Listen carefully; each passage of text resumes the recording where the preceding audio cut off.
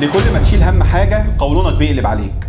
السر في العصب الحائر اللي رابط بين مخك وأمعائك. دكتور أحمد جلال، دكتوراه أمراض البطنة جامعة الإسكندرية، عضو وزميل الجمعية الأمريكية لمناظير الجهاز الهضمي. الزعل مش بس بيضايقك، ده بيزود الالتهاب جوه. مريض الاي بي دي بيتحبس في دايرة مغلقة، قلق وجع قلق. اقطع الدايرة دي بالتنفس العميق، بالمشي، بالاهتمام بهواية يدوية، أو حتى بزيارة دكتور نفسي لو محتاج. مفيش كسوف إنك تطلب هدوء لبالك عشان تهدي أمعائك. أمعائك هي مخك التاني، طمنها تطمنك.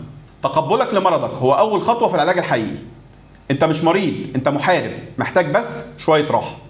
شوف الحلقة كاملة على اليوتيوب لمعلومات أكتر، وقول لنا إيه أكتر حاجة بتعملها وبتحس إنها بتهدي أعصابك وبطنك. شاركونا في الكومنتات. اتشخص صح عشان تتعالج صح.